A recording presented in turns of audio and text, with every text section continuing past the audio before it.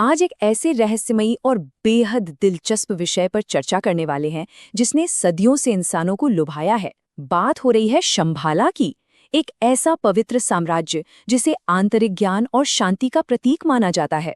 अक्सर शांति की तलाश बाहरी दुनिया में की जाती है ना? लेकिन ये किंवदंती एक बिल्कुल अलग और गहरी दिशा में ले जाती है। चलिए इस रहस्य को थोड़ा और करीब से समझते हैं। तो जरा सोचिए, एक ऐसी जगह जो दुनिया की नजरों से पूरी तरह से छिपी हुई है। ऐसे में सबसे बड़ा सवाल जो हमेशा से पूछा जाता रहा है वो ये कि ये परम गुप्त साम्राज्य आखिर है कहाँ? क्या ये कोई ऐसी जगह है जहाँ सच में चलकर जाया जा सकता है, या फिर ये कुछ और ही है? यही वो रहस्य है जिसे आज इस विश्लेषण के जरिए सुलझाने की कोशिश की जाएगी। अब इस रहस्य की परतों को खोलने से पहले ये समझना बहुत जरूरी है कि असल में शंभाला है क्या। शंभाला को शांति, ज्ञान और आत्मज्ञान का एक छिपा हुआ पवित्र साम्राज्य माना जाता है। और हाँ, ये कोई साधारण जगह नहीं है। इसे एक प्योर लैंड या पवित्र भूमि के रूप में वर्णित किया गया है। एक ऐसी जगह जहाँ प्रबुद्ध यानी ज्ञानी लोग एक दूसरे के साथ पूर्ण सद्भाव और तालमेल में रहते हैं। मतलब एक ऐसी दुनिया की कल्पना जो आज की भागदौड़ और उलझनों से बिल्कुल अलग, एकदम शांत और पूर्ण है। तो आइए बढ़ते हैं भाग 1 की तरफ, प्राचीन ग्रंथों में उत्पत्ति और इस रहस्य की जड़ें। शंभाला का ये विचार मुख्य रूप से तिब्बती बौद्ध धर्म और प्राचीन हिंदू ग्रंथों से निकलकर सामने आया है। ये कोई आजकल की खोज नहीं है, बल्कि सदियों पुरानी परंपराओं का एक बहुत अहम हिस्सा है। इसका सबसे मजबूत ऐतिहासिक आधार 11वीं सदी के कालचक्र तंत्र में मिलता है। वहाँ इस साम्राज्य को एक बेहद विस्तृत और जटिल आध्यात्मिक शिक्षा के रूप में दर्शाया गया है। ये प्राचीन ग्रंथ शंभाला को महज एक लोक कथा तक सीमित नहीं रखता, बल्कि इसे एक गहरी दार्शनिक अवधारणा के रूप में स्थापित करता है। यहाँ पर सबसे महत्वपूर्ण बात यह है कि इस साम्राज्य को खोजना कोई साधारण सफर नहीं है। ग्रंथों में स्पष्ट लिखा है कि केवल शुद्ध कर्म या आध्यात्मिक तत्परता वाले लोग ही इसे पा सकते हैं। इसका सीधा सा मतलब क्या हुआ?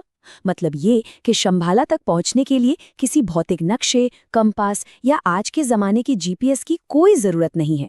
ये बाहरी दुनिया की नहीं, बल्कि भीतर की शुद्धि और आध्यात्मिक तैयारी की मांग करता है। इंसान की चेतना का स्तर ही इस छिपे हुए साम्राज्य की असली चाबी है। अब आते हैं भाग 2 पर, महान भौगोलिक बहस, यानी क्या यह सिर्फ एक मिथक है या कोई भौतिक स्थान? यहाँ पर दो बिल्कुल अलग विचारों के बीच एक बड़ी ही दिलचस्प तुलना देखने को मिलती है। एक तरफ विद्वान हैं जो इसे पूरी तरह से एक प्रतीकात्मक और आध्यात्मिक क्षेत्र मानते हैं, एक ऐसा आयाम जो हमारी सामान्य दृष्टि से परे है। लेकिन दूसरी तरफ एक छिपे हुए भौतिक स्थान का रोमांचक दावा भी है। इतिहास में कई खोजकर्ताओं ने इसे हिमालय की बर्फ से ढकी चोटियों या मध्य एशिया के दुर्गम इलाकों में खोजना चाहा। सच तो ये है कि कुछ लोगों ने इस तलाश में पहाड़ों में भटककर अपनी जान तक गंवा दी। लेकिन इन सब रोमांचक किंवदंतियों और प्रयासों के बावजूद आज तक कोई भी इसके सटीक स्थान को सत्यापित नहीं कर पाया है। चलिए अब रुक करते हैं भाग 3 का, इसका सच्चा आध्यात्मिक अर्थ और नक्शे के पार की दुनिया। असल में देखा जाए तो शंभाला एक आंतरिक यात्रा है जो 3 बहुत ही स्पष्ट चरणों से होकर गुजरती है। पहला कदम है आंतरिक शांति, यानी आत्मज्ञान की स्थिति को प्राप्त करना। जब मन भीतर से पूरी तरह शांत होता है, तब बारी आती है दूसरे कदम की, जो है एक आदर्श समाज का निर्माण, एक ऐसा समुदाय जो सिर्फ और सिर्फ ज्ञान और करुणा के रास्ते पर चले। और फिर अंत में तीसरा कदम है आध्यात्मिक जागरण, परम अनुभूति की दिशा में उस मार्ग पर आगे बढ़ना। तो शंभाला केवल कोई मंजिल या गंतव्य नहीं है, बल्कि यह आत्मसुधार और एक बेहतर दुनिया बनाने का एक पूरा का पूरा ब्लूप्रिंट है। और अब हमारा अंतिम हिस्सा, भाग 4, आधुनिक संस्कृति और आधुनिक दुनिया में शंभाला की गूंज।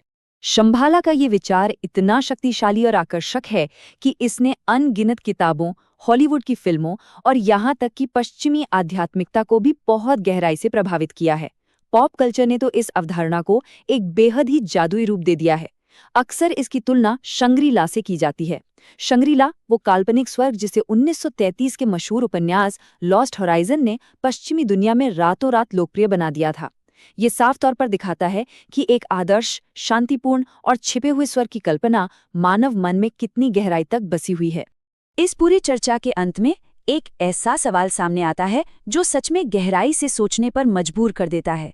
क्या इंसान उस शांति को किसी कागज के नक्शे पर तलाश रहे हैं, जबकि वो सच्चा साम्राज्य हमेशा से ही मानव मन के भीतर मौजूद था? बिल्कुल। शंभाला केवल बाहर खोजने की चीज नहीं है, बल्कि ये स्वयं के भीतर झांकने का एक निमंत्रण है। इस विश्लेषण का हिस्सा बनने के लिए शुक्रिया।